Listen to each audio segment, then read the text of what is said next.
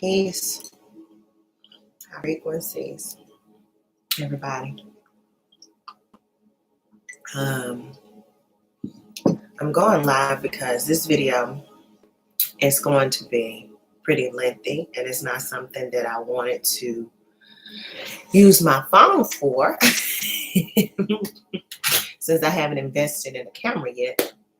So it wasn't something I wanted to use my phone for. Let me turn down the frequencies. The frequencies rolling this morning. But I'm going to tap back into the dream state last night on the different dream messages that I had. Our frequencies.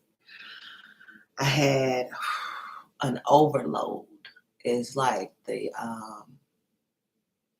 an overload is like the only thing I can use for what I received in the messages. It was just an abundance, and there's an abundance of messages and dreams. And so when I woke up, I woke up several times, and I woke up and I kind of sat in it, and then I went back to sleep. And I went back to sleep, and I was just like, okay, maybe I won't have as much dream realm activity. But each time I woke up and went back to sleep, it was more. And because it was more, I know that it wasn't just by happenstance, of course, but everything we coincide with, and it becomes a coincidence.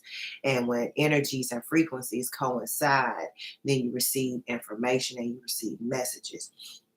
And you receive synchronicities as well. So it wasn't about happenstance. Things just don't happen. But you coincide with energies and frequencies, and there was a multitude, just plethora, just whatever word you want to use. So going into it, I'm going to start off with the first half of the dream, of where I really was first initiated into the later half of what happened. So in the first part of the dream, it started off with the beginning of the setup for what was about to occur. And it always occurs, and I've noticed this with dreams with me, is that it'll start me off in high school. And I'll start off either with a graduation ceremony, or it'll be a game, or it'll be a performance. It'll be something, but it'll go back to high school. And this time it was graduation. I was in 12th grade again, but it didn't feel like it was within this time frame of when I graduated. It felt like it was a bit futuristic, or maybe another existence of oneself. And but it was the same energy that I dated in high school, and we went to the prom together. So he was preparing for prom. He was telling me, he was getting ready for prom.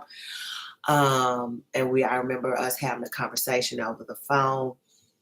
I also remember us having a program at the school, like an all-white ceremony for, the senior day. And so I went home, and I recall him saying, prom, I'm going to be prepared. I'm going to prom at 11:30. I remember that clearly, that time, 11:30 p.m. And I was like, okay, but I was sitting at home, and I was like, something had happened to my car. I don't know if it got wrecked or whatever, but I didn't have my car. And I was like, I don't know. And I've noticed this with dreams. My dreams too, I receive numbers on the first foundation of the initiation, moving forward into the other planes. I get numbers. And I was like, I don't know if I'm going to be able to go because I don't have a car. And so I remember talking to my mother in the dream about me not having a car. And I don't know why I was worried about, driving, but I didn't have a car. I needed a vehicle. Symbolism. Okay. I needed a car. I needed a vehicle, you all. Okay. And so I was like, I told my mom, I was like, I need to get a car. And she was like, okay, and I said, I have $1,600. Right. 1,600. That's 7. So 11:30, 3, 4, 5. And we have $1,600. I said, I have $1,600. And she was like, okay, I can do that. We're going to get you a car. Next thing you know, dream jumps. I have this fast rolling vehicle, right? And it speeds. I remember in the car, it was dark outside, and I'm driving, I'm speeding through lights and stuff like that. And I remember that I didn't make it to the prom, but I was going somewhere else. And that was the initial foundation for me moving on into the other part of the dreams that occurred. So I didn't go to the prom. In that dream, I did meet him, but I do remember me moving into another part of this dream state that appeared to be even more futuristic, where I was like on a plane or ship or something, but I had to lift up this weight. Now, it was somebody who was like my coach or captain, or he had some type of connection to me, but he was lifting up this like 55-pound weight that was on him, and he was squatting with it. And I was like, okay. I said, I need to use that and do my squats with it. And he was like, okay. So he gave it to me. It was really heavy. At first, I picked it up. I couldn't lift and squat with it. The strap came off and different things was happening. So I was like, okay. So he gave me someone that was an assistant to help me, because I wanted to record myself doing this with my phone. And I also wanted to do it at the same time. And I wasn't able to put the weight on. Remember, I told you I was going to be a lot of symbolism. So take what comes and digest the symbolism, okay? I wasn't going to be able to hold the weight by myself, but I wanted to record me doing this. And so I couldn't do it. He gave me an assistant. So it was this male energy that was behind me to help me put on the weight. When he helped me put on the weight, it was so heavy for him that I believe it was his right arm came out of socket. It detached from his body. And I was like, oh man, I was like, I didn't mean to hurt him. I didn't want to hurt him in any way. And he was like, it's okay. He was like, I can send him on to get it back attached. It was like when that energy left, when he left to get his arm back attached, I was able to pick up the weight. At that time, I could do it on my own. All right. Now that I've gotten the car, I have the vehicle to move through existences, I'm able to take on the weight, all right, by myself without assistance, but I had coaching from a guide. I move on to another level. Now, this is where the dream starts to become fuzzy, but the energy is very apparent on what I'm feeling. And so I want you all to just listen and take in as I try to convey to you the message as a interpretation of frequencies and a bit of visualization. So in the next part of the dream, and before I go to that, sorry, I set you all up for that, but something happened before that. Remember I told you about the graduation and the prom and all of that. Well, family was around. And I remember my family coming around, but the family were Greek. And I remember I was just like, how do I have all these Greek things that we're doing? It was just, everything was very like Greek symbolism of the way that we were, the couples of my uncles and their wives and my aunts and their husbands was coming in, and they were very heavy set, and they were coming in sitting on the couch. It was like it was a huge ceremony because of my graduation. Remember, there was a graduation initiation that was important at this time. So all of them had to come. This masculine and feminine energies had to be here at the house for me. I remember it was like an elder of the family telling me to actually put in the seasoning into the pot to prepare this food for the graduation. And when I put the food into the seasoning into the pot for the food, I didn't put it in how they wanted me. I was supposed to dump it all in. I didn't put it in the right way. So my mother was right there. She came and she dumped in all the seasonings, and she was actually she was holding something and pressing the seasonings, almost like a mortar and pestle. She was pressing the seasonings through to release everything out into this pot. You may call it cauldron.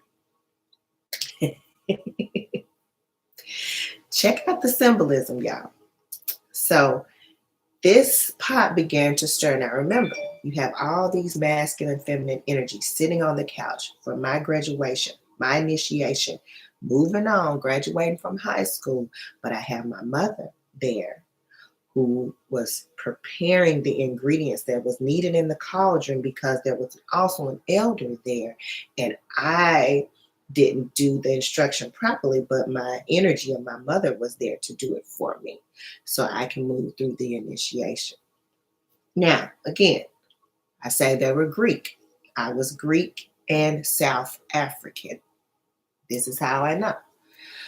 So we had the ceremony, and the first thing came to me, this is Greek. But then I had someone else that was there that was a part of the family and felt as if she was a cousin. She said, what about the South African heritage? We never show anything about the South African heritage. You all always want to show things about the Greek side, not about the South African side, right? So even in this realm, my hair was different. It was wet and it was like a wavy curly, kind of like if you pull it, you straighten it, but if you release it, it curls. If you've ever seen, people's hair that bounce like that, it's straight and you curl it. Now, I remember seeing someone in the family that was straightening out her hair, and they told her, don't do that. We don't straighten our hair. We let our hair stay curly. We want our hair to be curly. We don't want our hair to look like that.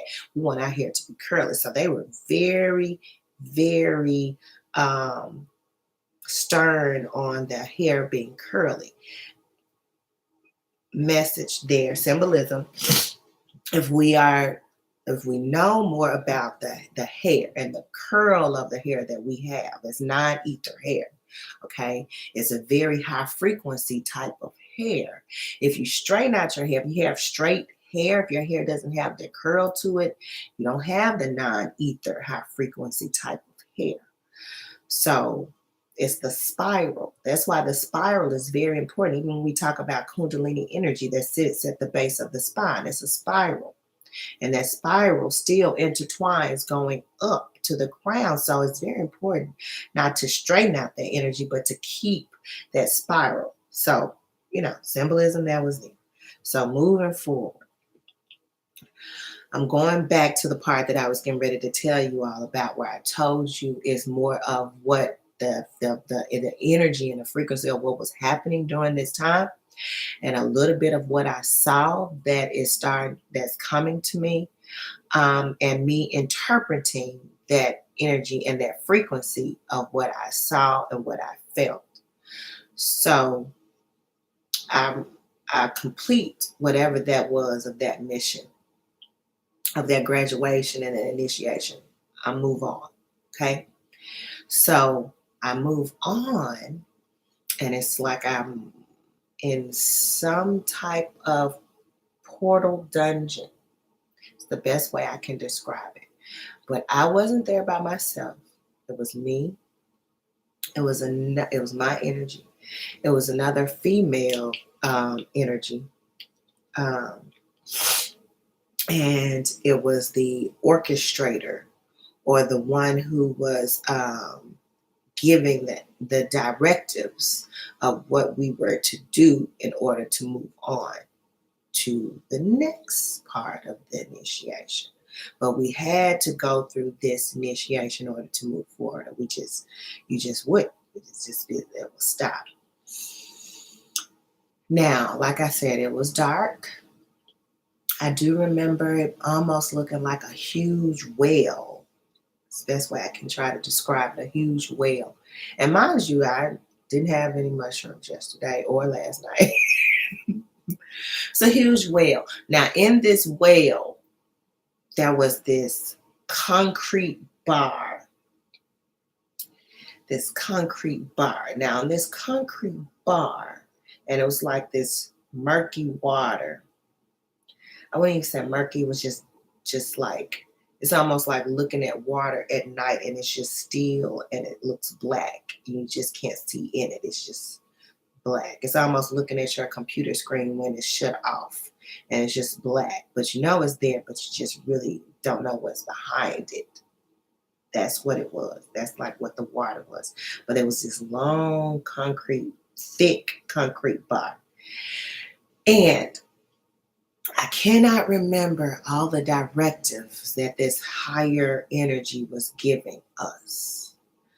But the other female energy that I told you that I recognized and I knew that was there, she said, I can't do it.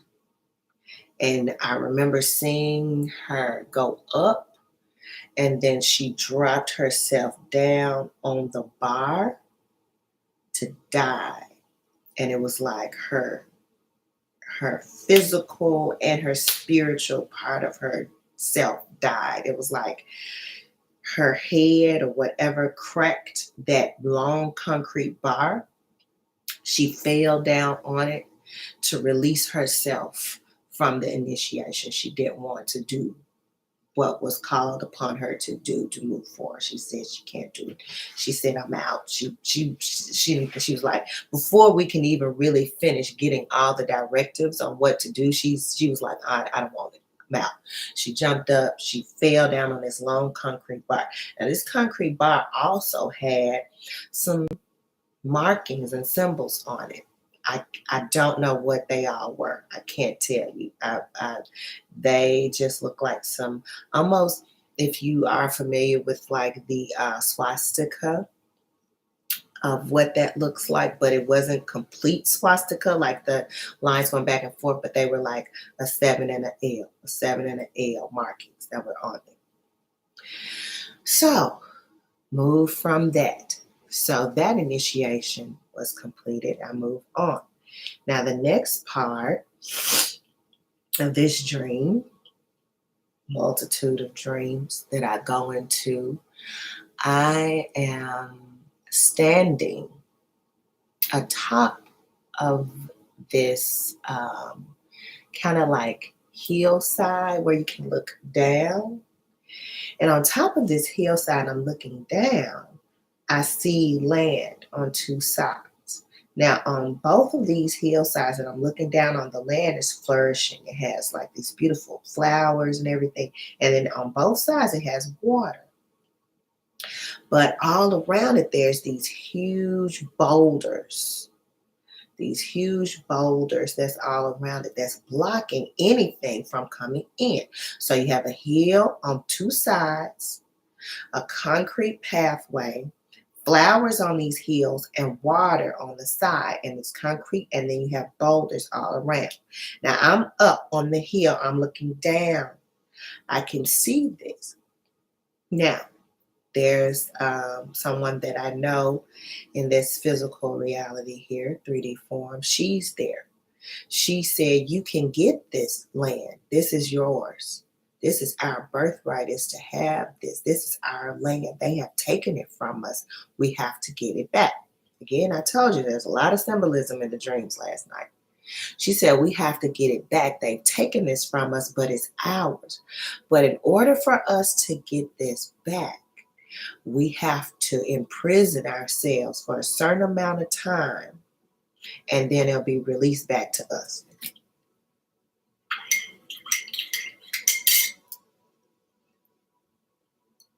Okay.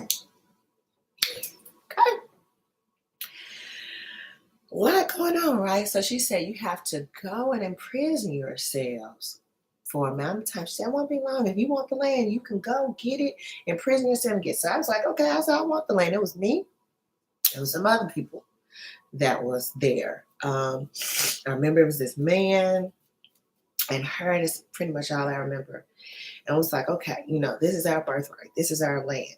I want it. So we go down, and I remember going down there, but when I get there, things started to change. I remember there was still the land on both sides of the water, but there was this prison. Now, there were other people in the prison. I remember it was like families, it was like a mother and child. It was also another, I was in a group with, I was like a family, it was a trilogy. Every cell was three. Every cell was three, y'all. Roll with me with this symbolism. That's why I said this is not just for me. It's a lot of messages. It was a mother and two children. Every cell was three. Okay, now I was in a cell, me and two other people. Now, I had done the time. It was time for me to be released. I had done the little small time, whatever. And I asked, there was another man there that was telling us about the land. All right. He looked white, but he had an indigenous type of energy about him. So I said, how long have you been here? How long have you been doing your time to get the land? He said anywhere from 6 months to a year. And I was like, okay. So I get released out. Now, I get released out. During my stay there, I don't know, time went by fast. Of course, this is dreaming. There was a dog, and I wanted this dog. He was so cute, looked like a Maltese, if you know what a Maltese looked like. Looked like a little Maltese, but it was gray and white, or kind of like a terrier, one of those, kind of like a mix of one of those, just a small, fluffy, cute dog. He was there. Everybody wanted this dog. Now, this dog name was Danny. I wanted it. Now, my father's name is Danny. I wanted this dog. I said, I have to take this dog with me when I leave. I want this dog. And they was like, okay, we can get you this dog. The lady that had to release the dog over to me.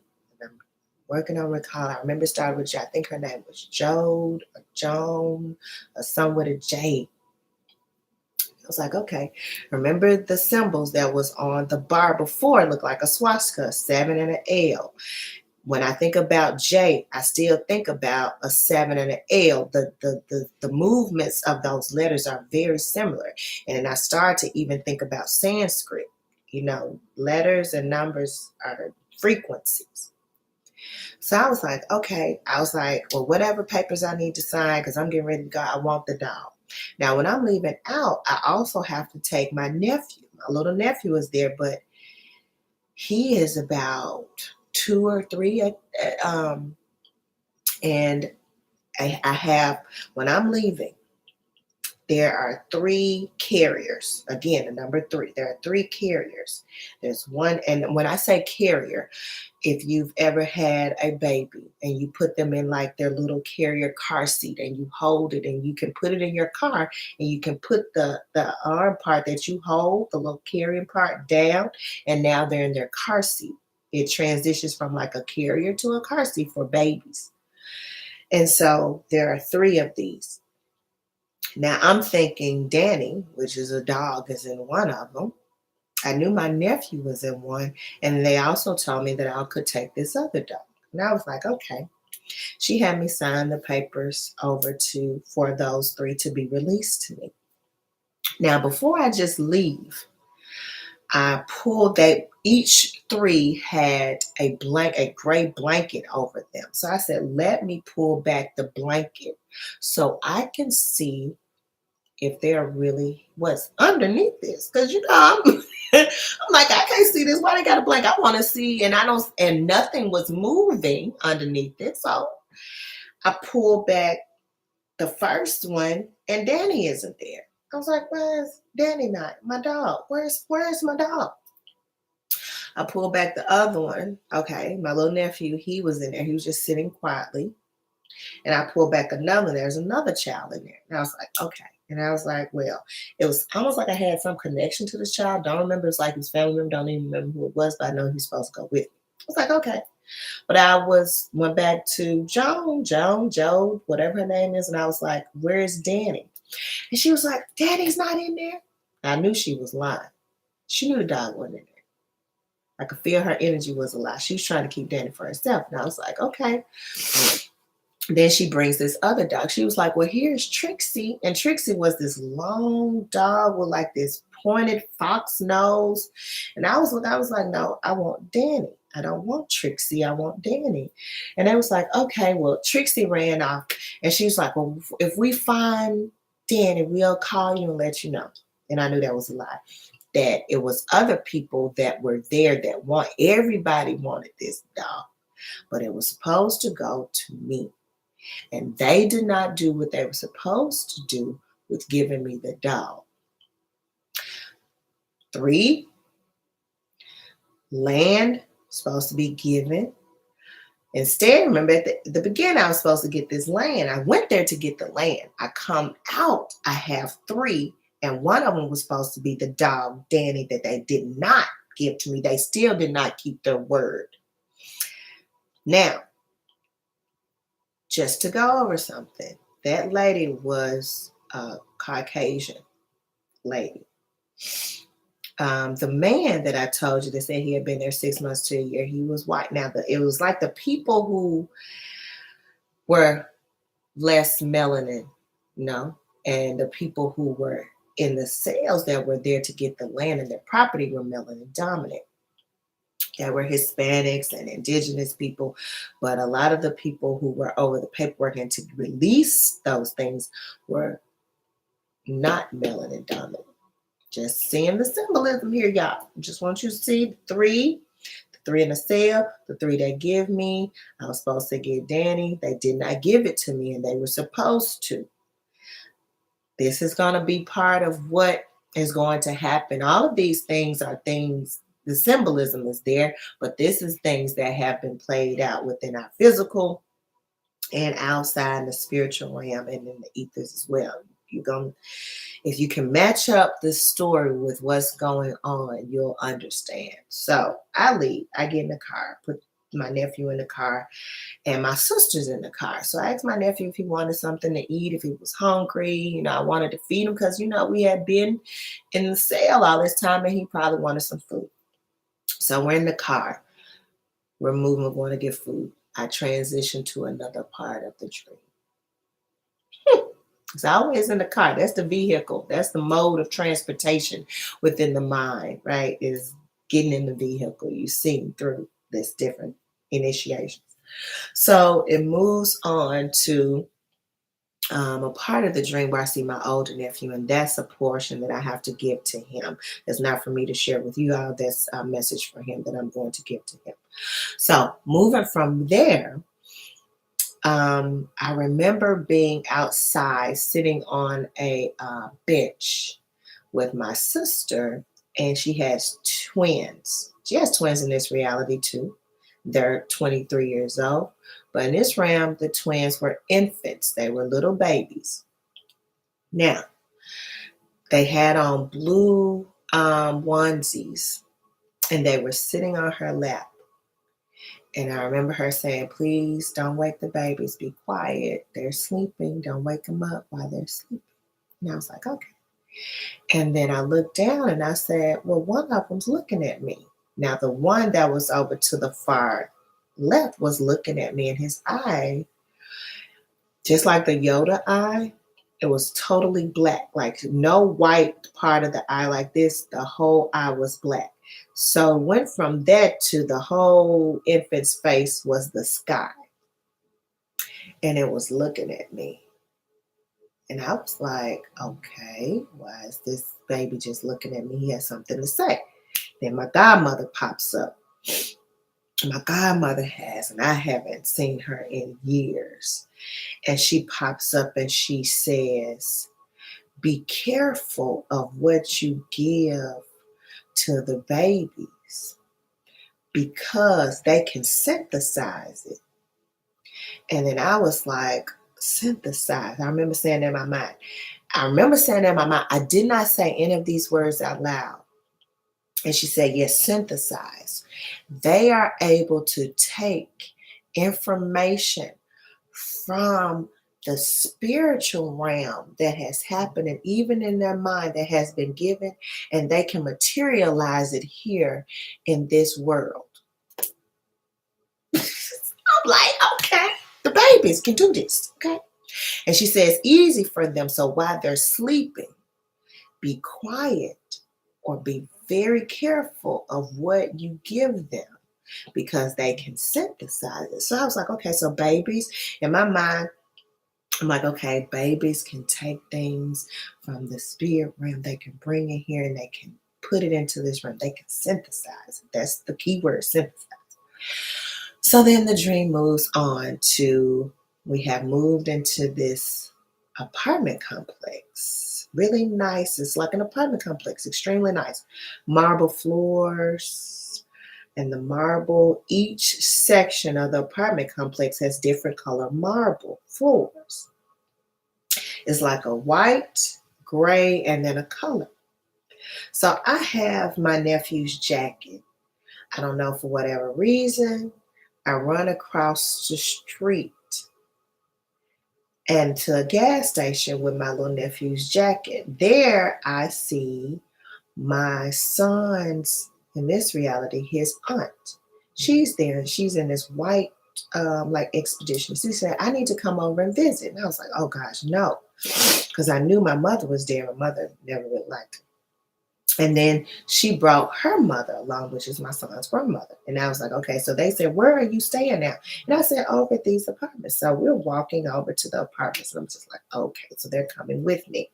So I'm trying to inform my mother that they're coming with me so she knows that they are coming. Now I'm trying to send a message on a card. It was like a card, like a business card. No bigger than this. I'm trying to send a message to my mother. But I'm using the name Micah. Now, one of my nephew's name is Micah. I'm using the name Micah. Like that was my name, Micah. And I have to look up and really go through the symbolism and information of what the name means, Micah. So I'm sending the message to my mother via Micah.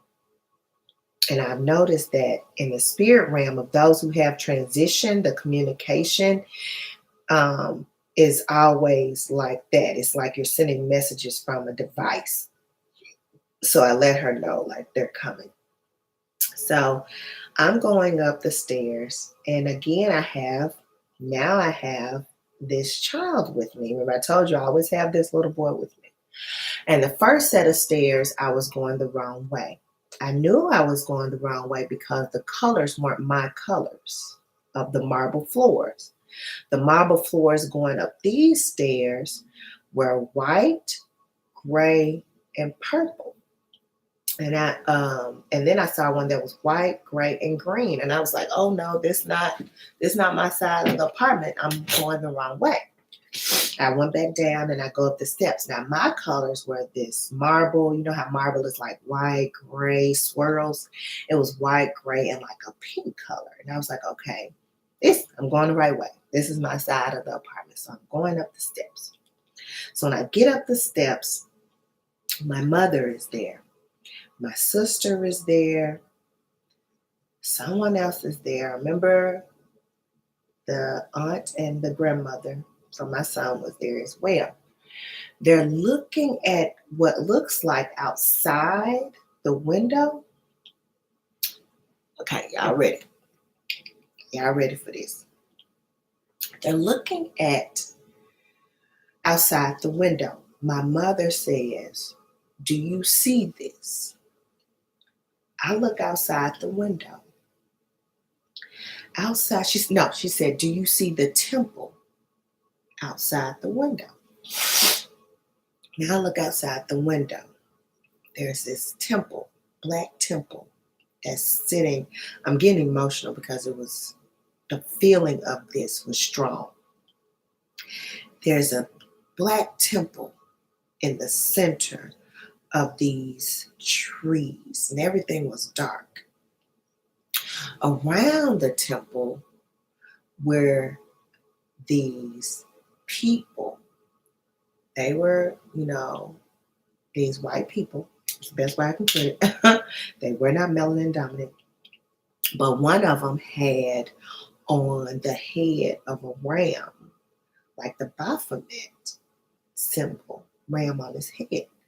And they were, if you've ever played or you ever played as a little child, the Ring Around the Roses, a pocket full of posies, ashes, ashes, we all fall down. That's a ritual. They were doing that. They were doing that around the trees that were black, and in the center were the black temple. And they were holding hands and doing this, and they was in all dark colors. And I told my mother, I said, yeah, I know that's the ram. That's the symbolism of the Baphomet, like of destruction and of chaos. Are they trying to do something destructive and chaos? I said, what is this? So I zoomed in to the ritual of what they were doing. They climb up. They're like these entities. They climb up the roof of this building. They fall inside. And then that's when it was like, who was going to kill who? It was pretty much like Hunger Games almost. Like, who can survive next? Like, we're no longer are we together. We're separate. And whoever dies, that's the end of the game. So one lady, she had already had, they did something where her hands were stuck behind her body. She couldn't move her hands. The other entity threw like a needle or something in her eye. When that energy entity threw a needle or something in her eye, she became numb, and they told her, you are dead now. So when they told her you are dead now, her body dropped and fell down outside the window. Like, remember, I'm catching this with the third eye view. Down outside the window, they have this bag to catch her body. And then they just sit it down and they say, she's not really dead. We have numbed one of her chakras. And once she comes out of the numbness from her chakras, it's like she thinks she's dead, but she's really not. But once she comes out of her chakras being numbed, she will awaken and know that she's never been dead. Yeah. So sip my spirulina and my matcha green tea. That was a dream last night. Like I said, a lot of symbolism, y'all. Girl, yes, girl, what? Yes, crazy. It was wild. So yeah, that was a dream last night. A whole lot of symbolism. And so before I could move on with my day, I know I needed to get this out for the messages for those who are seekers and understand symbolism. All the messages that it was just like reading various texts. A lot of stuff is not just in plain sight, but it is in plain sight because it's symbolism. So again, a lot of things is hidden messages. Like I said, the people who stayed at the prison, their energies.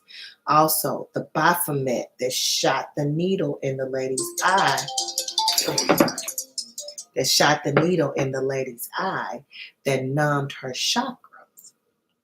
And said that she felt like she was dead, but then she's going to awaken. Once she awakens, she'll know she's not dead.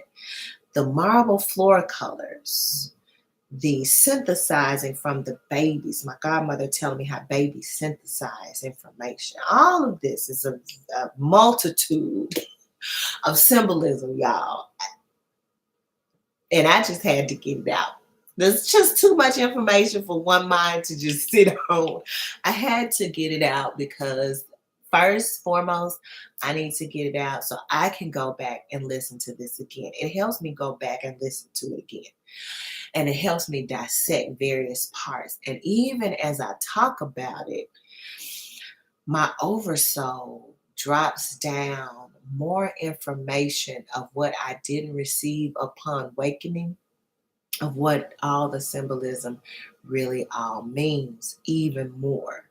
And two, that there's going to be others who watch this who's going to pick up on the symbolism of what all of this means in the dream realm. And so throughout these past few weeks, I have had, a lot of dreams, and they do include infants.